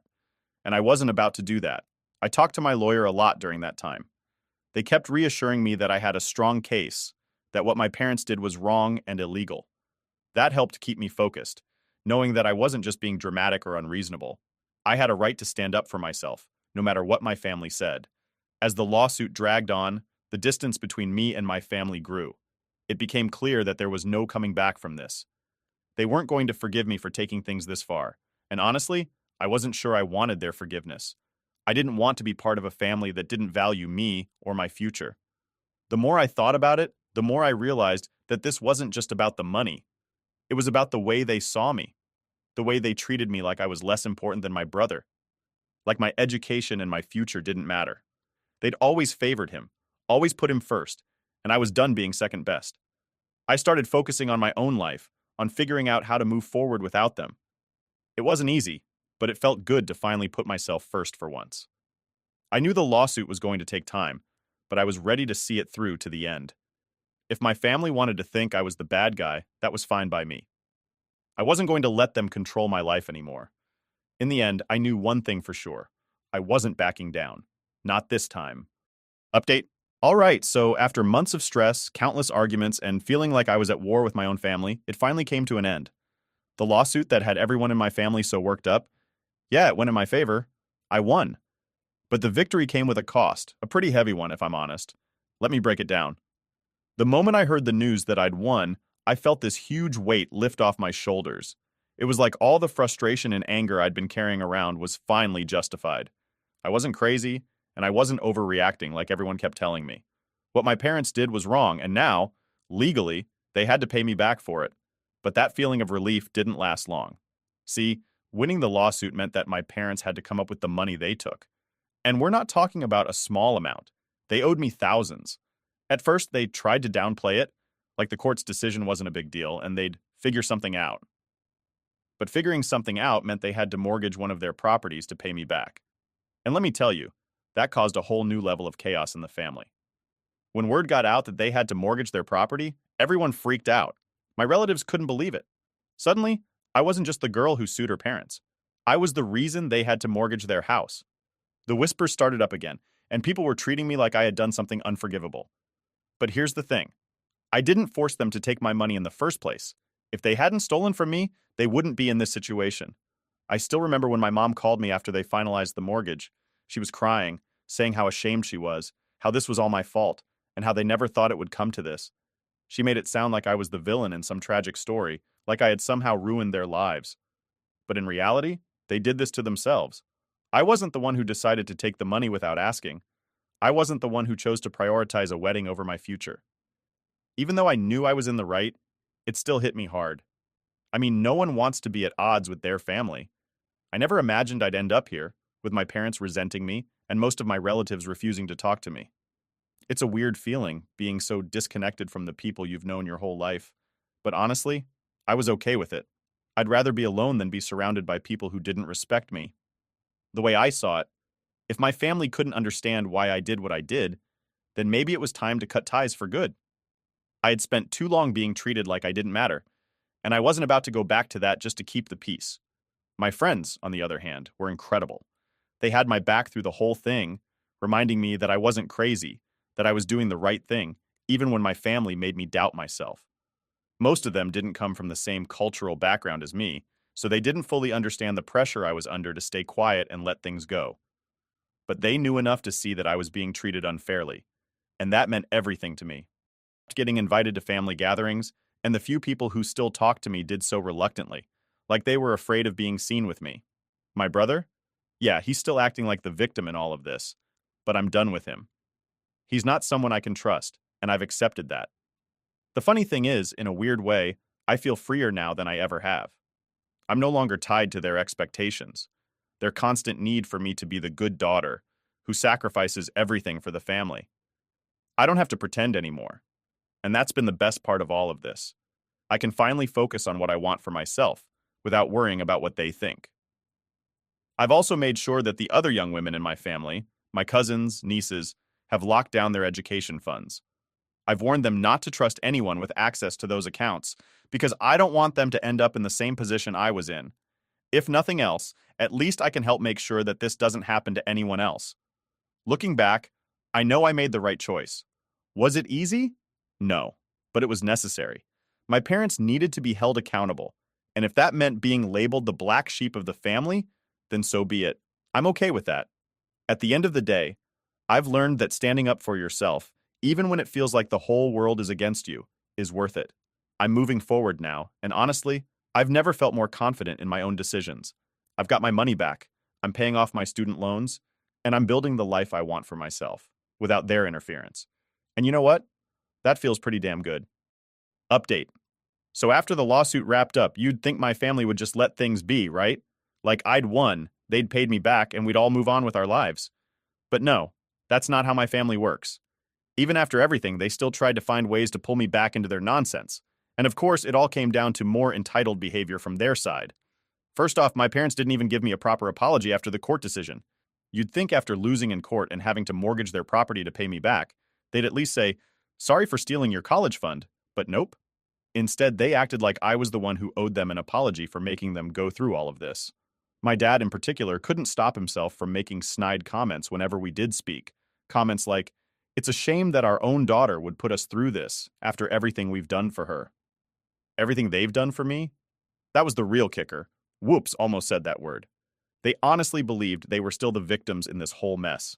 My mom even started going around to extended family, telling them how I was ruining their retirement plans because of what they had to pay me. Like what? They stole my money and thought I should care about their retirement plans now? Give me a break. But it didn't stop there. About a month after the court decision, my brother reached out. I hadn't spoken to him since the lawsuit started, and honestly, I didn't expect to hear from him anytime soon. But apparently he had something on his mind. He called me up, acting like everything was fine, and then hit me with this request. He asked me to help pay back the mortgage my parents had taken out because of the lawsuit. Yeah, you heard that right.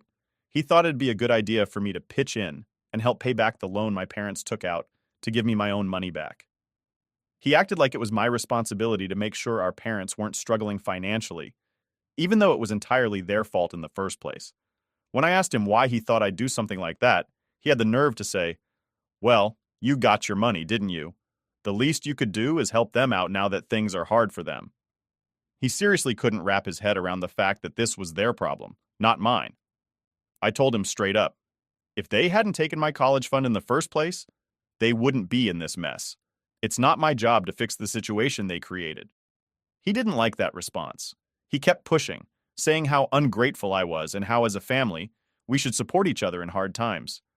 Funny how that support only seemed to go one way, though. When I needed help with college, they took my money and left me to figure it out on my own. But now that they were struggling, I was suddenly supposed to come to their rescue? Yeah, no thanks. That wasn't the last of it, though. My dad, being the stubborn guy he is, decided to take another shot at getting me to back down. One weekend, I get a call from him out of the blue, saying we should put the past behind us and rebuild the family. At first, I thought maybe he was finally ready to take some responsibility for what happened. Maybe he'd apologize or show some kind of remorse. But of course, that's not how it went. Instead, he told me that the way to rebuild the family was for me to drop all the remaining hard feelings and help them with their financial situation. He wanted me to put a portion of the money I'd won back into the family account, like nothing had ever happened. He even had the nerve to suggest that we start fresh by combining all our finances again, so we could help each other out whenever someone was in need. I couldn't believe it. After everything they did, after stealing from me, taking me to court, and refusing to admit they were wrong, he still expected me to just trust them again with my money. The guy really thought I'd just hand over my hard-earned cash and pretend like they didn't already screw me over once. I flat out refused, of course. I told him there was no way I was ever trusting them with my money again, and that if they wanted to rebuild anything, they could start by taking responsibility for what they did. He didn't like that either. He went on about how I was tearing the family apart and how I was being selfish by holding on to the past. But honestly, at that point, I was done caring about what he thought. It wasn't just my parents either. Even my extended family got in on the entitled nonsense.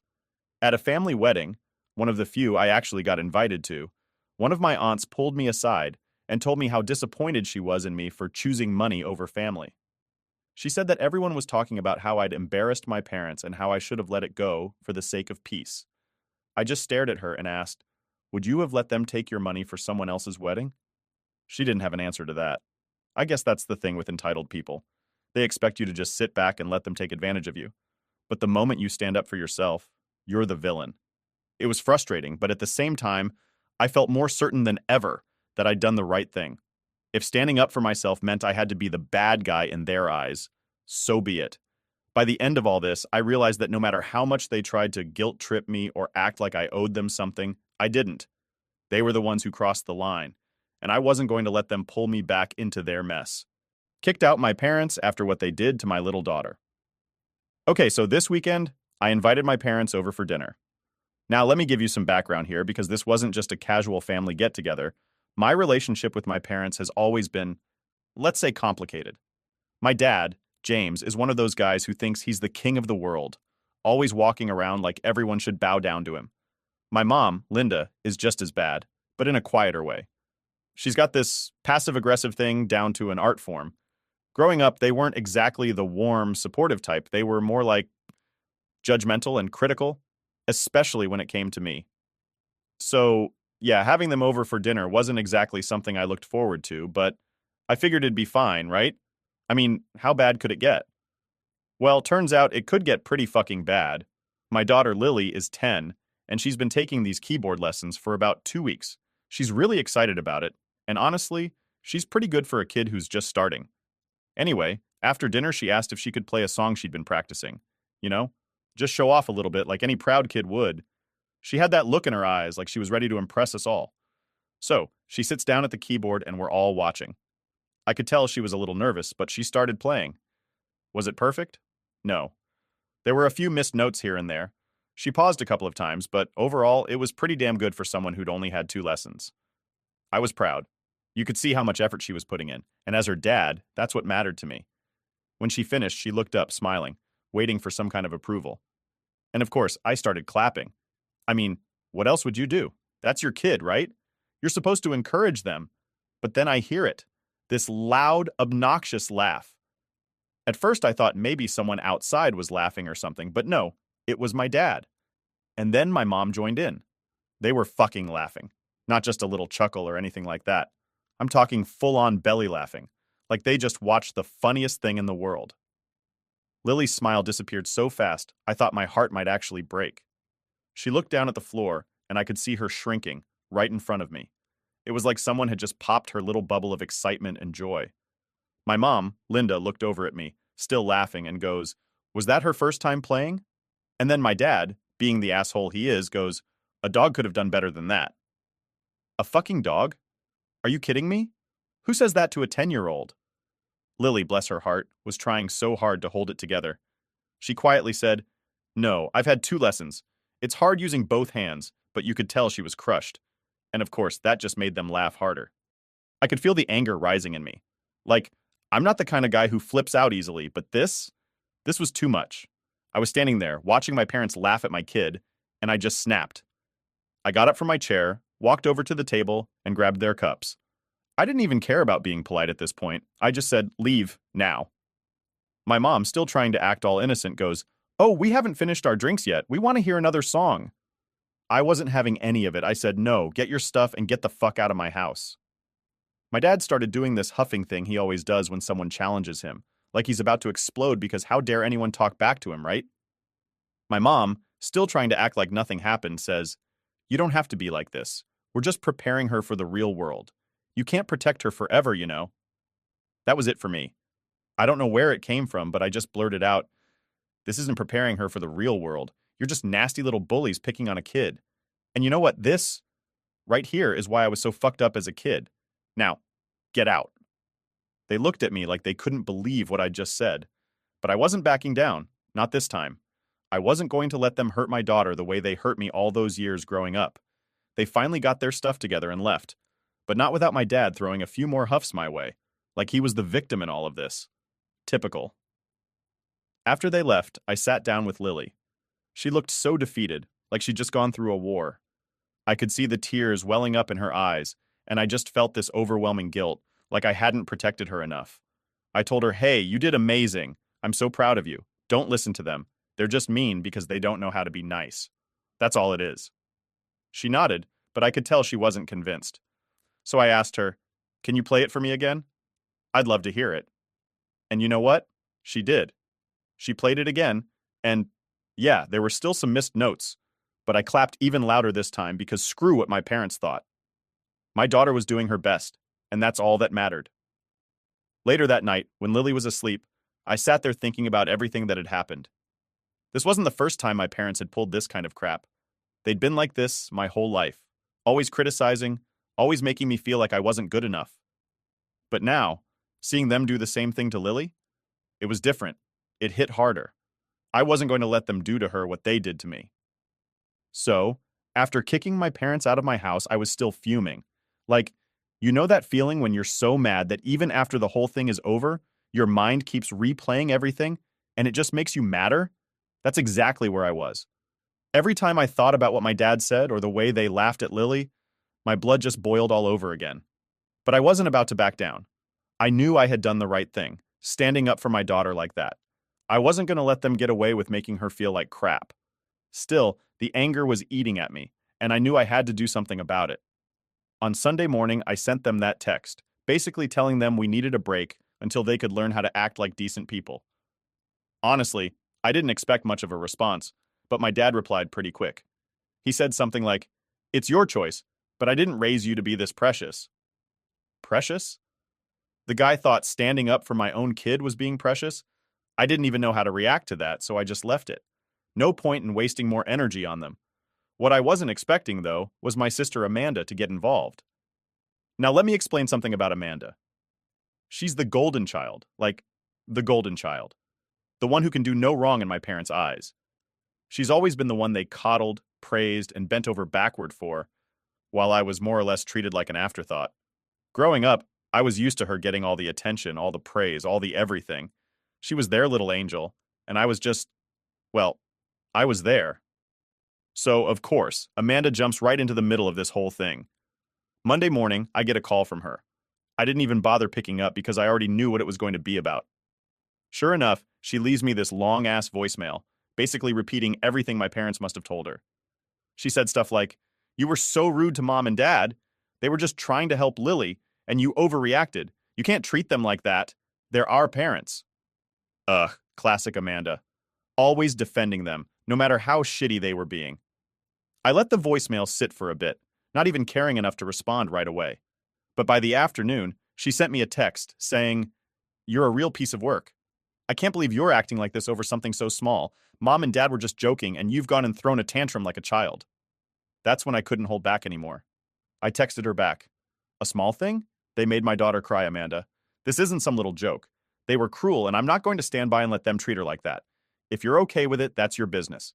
But don't come at me for protecting my own kid." I thought that would be the end of it, but nah, Amanda wasn't done. She called me again, and this time, I picked up. The moment I answered, she was off. "You've gone too far this time. You can't just cut them off because of one little mistake. You're blowing this way out of proportion. They didn't mean to hurt Lily. They were just teasing. That's what families do." I couldn't believe what I was hearing. Teasing? Amanda, they humiliated her. They laughed at her while she was trying to show them something she was proud of.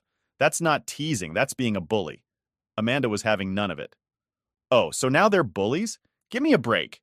You're acting like they beat her up or something. You've always been too sensitive, you know that? This is why you've always had issues with them." I couldn't even argue with her anymore. It was like talking to a brick wall. Amanda had spent so much of her life being their perfect little girl that she couldn't even see how messed up they were. It was pointless to try and explain it to her. So I just said, "You know what, Amanda? Go fuck yourself," and hung up the phone. Now, maybe that wasn't the most mature way to handle it, but I was done. I wasn't going to sit there and let her make me feel like the bad guy for standing up for my kid. I knew she'd run straight back to my parents and tell them everything, but honestly, I didn't care. For the next couple of days, I was getting random texts and calls from other family members. Apparently, Amanda had been busy. She'd told everyone who would listen her version of events, and now I had cousins, aunts, and even a couple of old family friends messaging me asking what happened. A few of them were polite about it, just curious. But most of them? Oh, they were mad. I got messages like, "You shouldn't have talked to your parents like that. And family is family, you don't just kick them out." But there was one that really pissed me off. It was from my cousin Sarah, who I hadn't spoken to in months. She texted me, "I heard what you did. How could you treat your parents like that? After everything they've done for you, this is how you repay them? Disgusting." Disgusting? I couldn't believe it. What the hell had my parents told everyone? At this point, I felt like I was in the middle of some messed up family drama where I was the villain, and all I did was protect my kid from their shitty behavior. I thought about responding to all of them, defending myself, explaining what really happened. But then I realized, what's the point? These people weren't there. They didn't see what happened. All they had was my parents' twisted version of the story, and nothing I said was going to change their minds. So, I did the only thing that made sense. I blocked every single one of them. I didn't need that kind of negativity in my life, and I definitely didn't need it messing with Lily. She was already dealing with enough after what happened. The thing is, this whole situation made me realize just how toxic my family really is. I always knew my parents were tough to deal with, but seeing how everyone rushed to their defense without even asking for my side of the story, it showed me that they were never going to change. They were always going to be on my parents' side, no matter how messed up they were. At the end of the day, I didn't need them. I had Lily, and I was going to do everything I could to protect her from the same shit I had to deal with growing up. If that meant cutting off my parents, Amanda, and the rest of them, so be it. Because at the end of the day, Lily is what matters. And I'm not letting anyone, hurt her the way they hurt me. Update 1. If I thought things were going to cool down after I told Amanda to fuck off, I was dead wrong. Honestly, I should have known better. Amanda's always been the type to hold a grudge and stir shit up when she doesn't get her way. But even I didn't expect her to take it this far. It all started on Tuesday, a few days after I kicked my parents out and blocked half the family. I had taken Lily to school in the morning like usual, trying to get back into the normal routine after all the drama. I was feeling pretty good about things. Sure, I was still pissed about how my parents treated her, but I felt like I was finally in control. Like, for once, I was standing up for my kid and myself without letting them walk all over me. But then I got a text from my ex, Emma. We've been divorced for a few years now, and while things haven't always been smooth between us, we're usually civil when it comes to co-parenting Lily. So, when I saw her name pop up on my phone, I figured it was just something about Lily's school or weekend plans. Nope. The text read, "Why is Amanda calling me about you and Lily? She's saying some pretty crazy stuff. Can we talk?" I sat there staring at my phone, wondering what the hell Amanda was up to now. Why the fuck was she dragging my ex-wife into this? So, I called Emma. She picked up after a couple of rings, and the first thing she said was, "What's going on with your sister? She's been blowing up my phone all morning." I sighed, already dreading where this was going. What did she say? Emma let out a huff and said, "She's saying you've lost it, that you're alienating Lily from your family, and that she's worried about Lily's well-being. She even hinted that maybe Lily would be better off with me full-time." I felt my stomach drop. Was Amanda seriously trying to mess with custody now? "What the hell?" I practically shouted into the phone. "She's trying to make it sound like I'm a bad dad over one argument with our parents?" Emma sounded a little hesitant, but she said, "Look, I don't know what's going on, but Amanda's making it sound like you're losing control. She said you kicked your parents out for no reason and that Lily's upset and doesn't want to see you." I couldn't believe what I was hearing. It's like Amanda had gone off the deep end. That's complete bullshit. Lily's fine. She was upset because of what our parents did, not because of me. Amanda wasn't even there. She has no idea what happened. Emma paused for a second, and I could tell she wasn't sure who to believe. "I don't know, man. I just want to make sure Lily's okay. Maybe it's time we talk to her about all this, together." Now I could tell Emma wasn't trying to cause more problems, but the fact that Amanda had gotten her involved was pushing me to my limit. I knew if I didn't handle this right, things could spiral out of control fast. I didn't want to have to go back to court or deal with any custody bullshit because of Amanda's meddling. "Yeah, of course, we can talk to Lily," I said, trying to sound calm even though I was still fuming inside. "But Amanda's just trying to stir the pot. Lily's not upset with me. She's upset because our parents made fun of her. That's it." Emma seemed to relax a bit. "Okay, well, I'm going to talk to Amanda and tell her to back off. I don't want her dragging me into this mess." "Please do," I muttered, running a hand through my hair. "This is ridiculous." We hung up, and I sat there for a minute, trying to collect my thoughts. Amanda wasn't just messing with me now. She was trying to turn everyone against me. But going after custody? That was low, even for her. Later that day, after I picked Lily up from school, I sat her down to talk. I didn't want her getting blindsided by anything Amanda or anyone else might say. "Hey, sweetheart," I started, trying to keep my voice calm. "I wanted to talk to you about something. And Amanda's been saying some things about me and you, and I just wanted to make sure you're okay." Lily looked up at me with a confused expression. "What do you mean?" "Well, she's been telling people that you're upset with me and that you don't want to see me. But I know that's not true, right?" Lily's eyes widened. "Why would she say that? I'm not mad at you, Dad." I smiled a little, relieved to hear her say that. "I know, kiddo. I just wanted to make sure. Sometimes people say things that aren't true, and I didn't want you to get worried if you heard anything like that." Lily nodded, looking a little confused but mostly okay. "I don't get it. Why would Aunt Amanda lie?" That was the question, wasn't it? Why was Amanda doing this? Was she trying to win points with my parents, or was she just being petty because I told her to go fuck herself? "I don't know, sweetheart," I said, shaking my head. "But it's nothing for you to worry about. I'll take care of it." She seemed satisfied with that answer, so we left it at that. But inside, I was still boiling. Amanda had crossed a line, and now it was time to deal with her once and for all. The next morning, I called Amanda. She didn't pick up, so I left her a message, keeping it short and to the point. "Amanda, stop dragging my ex-wife and everyone else into this. You weren't there, and you don't know what happened. This is between me, Mom, and Dad. Stay out of it." I didn't expect a reply, and honestly, I didn't care if she gave one. I'd said my piece. But just to be safe, I reached out to a lawyer friend of mine to make sure Amanda couldn't mess with custody or anything like that. Better safe than sorry, right? By the end of the week, things had started to settle down. I didn't hear anything more from Amanda or my parents. Emma told me that she had talked to Amanda and basically told her to stay out of our business, which was a relief. Still, the whole thing left a bad taste in my mouth. I knew Amanda wasn't done. She'd probably keep running her mouth to the rest of the family, but as long as she kept her claws out of my relationship with Lily, I could live with that. At the end of the day, all that mattered was that I was doing right by my daughter. If that meant cutting off toxic people, even family, then so be it. Because no matter how much they tried to twist things, I wasn't going to let them make Lily feel like she wasn't good enough. Not now, not ever. Update 2. So after dealing with Amanda trying to drag Emma into the whole mess, I thought things would finally start cooling down. I was wrong. I should have known that my parents wouldn't just let it go, especially not my dad. He's never been the type to back down, even when he's wrong, especially when he's wrong. But what came next was on a whole new level of messed up. It was Friday afternoon, and I'd just gotten off work. I was looking forward to a quiet weekend, maybe take Lily to the park or the movies, something chill to get our minds off everything. Just as I'm about to sit down and relax for the first time in what felt like forever, my phone buzzes. It's an email from my mom. Now, I wasn't expecting anything good, but I opened it anyway, thinking it was going to be another guilt trip or some passive-aggressive nonsense about how I overreacted. But nope, it was way worse.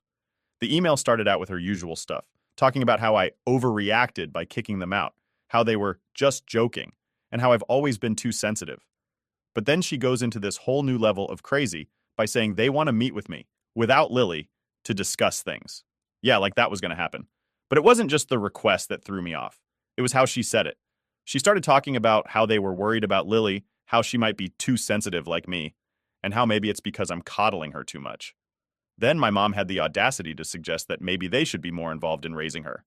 Because, according to her, I clearly wasn't doing a good enough job. I swear my blood pressure shot up just reading that. I sat there, staring at my phone, trying to process what the hell I just read. I knew my parents were manipulative, but this was next level shit. They were basically saying I wasn't a good dad and that they needed to step in. The same people who made my daughter cry less than a week ago were now claiming they needed to help me raise her? I fired off a quick reply, something along the lines of, "You've got to be kidding me. If you think for 1 second I'm letting you anywhere near my kid after what you did, you're out of your mind." I hit send and immediately blocked her email. I wasn't going to give them the satisfaction of another back and forth. But of course, that didn't stop them. The very next day, my dad shows up at my house, unannounced. No call, no text, just shows up. I saw him through the window, standing on the front porch with that same grumpy look he always has when he doesn't get his way. I didn't even want to open the door, but I knew if I didn't, he'd probably just keep banging on it until the neighbors called the cops or something. So I opened the door, and before I can even say anything, he goes, "We need to talk." I stood there, blocking the doorway. "No, we don't. You need to leave." But of course, he wasn't about to just walk away. He steps closer, trying to push his way past me into the house, but I stood my ground. "I'm not leaving until we talk," he says. Now my dad's a big guy, and growing up, he always used his size to intimidate people, but I wasn't a scared little kid anymore. I wasn't going to let him push me around in my own house. I looked him dead in the eye and said, "If you don't leave right now, I'm calling the cops." That got his attention. He stopped in his tracks, glaring at me like he couldn't believe I just said that. Then, like flipping a switch, he tried to play the victim card. "Is this really how you're going to treat your father, after everything we've done for you?" That line right there, that's what set me off. Everything they'd done for me? What, like all the years of emotional abuse? The constant criticism? The way they made me feel like I was never good enough? "Yeah, thanks for all that," I snapped. "Everything you've done for me? You mean like all the times you tore me down growing up? Or how you treated me like shit because I didn't live up to your expectations? Or maybe how you humiliated my daughter last week? Yeah, Dad, real great job raising me."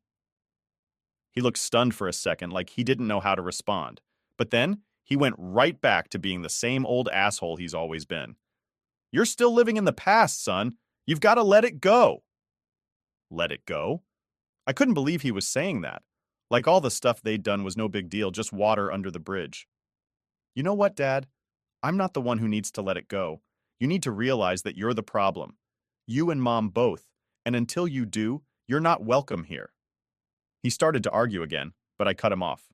"I mean it. You're not coming back here. And if you try to pull any more of this bullshit with Lily, I will take legal action. I'm done playing nice."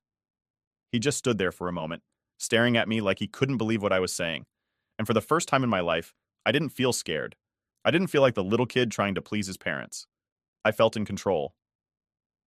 Finally, my dad turned around and walked back to his car. I stood there, watching him drive away, feeling this huge weight lift off my shoulders.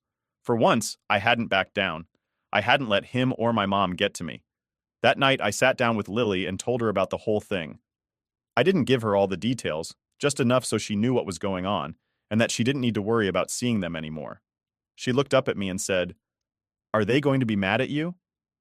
I smiled at her and said, "Probably, but I don't care. I've got you, and that's all that matters." Lily smiled back, and that was all the reassurance I needed. Because yeah, my family might be a mess, but at least I knew I was doing right by my daughter. And that's all that really mattered. Update 3. By the time Saturday rolled around, I was honestly exhausted from all the drama. Between Amanda dragging Emma into the mess, my parents trying to play the victim, and my dad showing up at my door like a wannabe mafia boss, I was just done. All I wanted was a quiet weekend with Lily, just to recharge and get back to normal. But of course, that wasn't in the cards. It was early afternoon, and Lily was in her room, doing whatever 10-year-olds do when they're alone with a tablet. I was in the kitchen making lunch when the doorbell rang. I froze for a second because, after everything that had gone down the past week, I wasn't exactly excited to answer the door. I wasn't in the mood for another unannounced visit from my parents, or worse, Amanda. I walked to the door, half expecting to see one of them standing there ready for round two. But when I opened it, I was met with a total stranger. She was maybe in her early 50s with this weird, fake smile plastered on her face. I'd never seen her before in my life, but she was holding a clipboard, so my immediate thought was that she was a saleswoman or something. "Hi," she said in this overly sweet voice. "I'm from Child Protective Services. We received a report, and I'd like to talk to you about your daughter, Lily."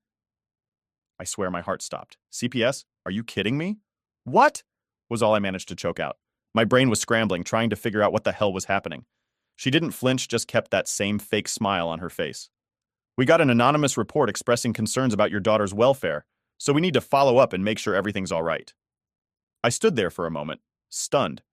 It didn't take a genius to figure out who the anonymous tip came from. This was Amanda. She'd crossed a line, and now she was trying to mess with my kid's life in a whole new way. "Are you serious?" I finally said. "There's nothing wrong with Lily. She's fine." She nodded like she'd heard that line a million times. "I understand this might be upsetting, but we're required to investigate every report we receive. Can I come in?" I knew I couldn't exactly refuse. I mean, it's CPS. If I said no, it would just look worse. So I stepped aside and let her in, my stomach doing flips the whole time. This was the last thing I needed. She walked into the living room and looked around, making little notes on her clipboard like she was some kind of detective. Meanwhile, I was trying to keep my cool, but inside, I was raging. How could Amanda do this? How far was she willing to go just because I stood up to her and my parents? "Is Lily home?" she asked, glancing up from her notes. I nodded. "Yeah, she's in her room." "Would you mind if I spoke with her?" she asked, still in that same sickly sweet tone. I didn't like it, but I knew I didn't have much of a choice. "Sure, I'll get her." I walked down the hall to Lily's room, trying to figure out how the hell I was going to explain this to her. I didn't want to freak her out, but I also couldn't lie to her. She had a right to know what was going on. I knocked on her door and poked my head in. "Hey, kiddo. There's someone here who wants to talk to you for a few minutes, okay?" Lily looked up from her tablet, confused. "Who?" I swallowed hard. "It's someone from CPS. They just need to ask you a couple of questions. Don't worry, everything's fine. Just be honest, okay?"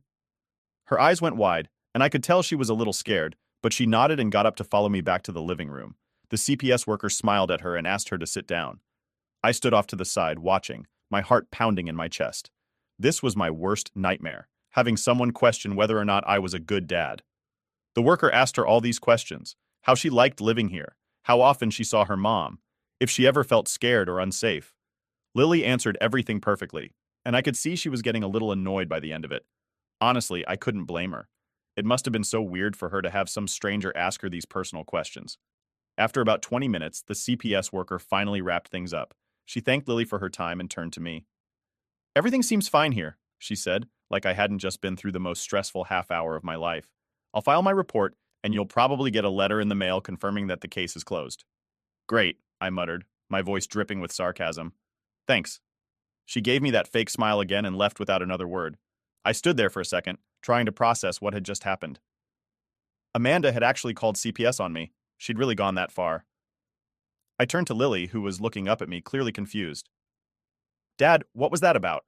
Did I do something wrong?" I crouched down to her level and put my hands on her shoulders. "No, sweetheart. You didn't do anything wrong. That was just someone being mean and trying to make trouble for us. But it's over now, okay? You don't need to worry about it." She nodded, but I could tell she was still a little shaken up. And honestly, so was I. I knew I had to do something. This wasn't just Amanda being a pain in the ass anymore. This was her actively trying to screw up my life. She'd crossed a line, and I wasn't going to sit back and let her get away with it. That night, after I put Lily to bed, I called my lawyer.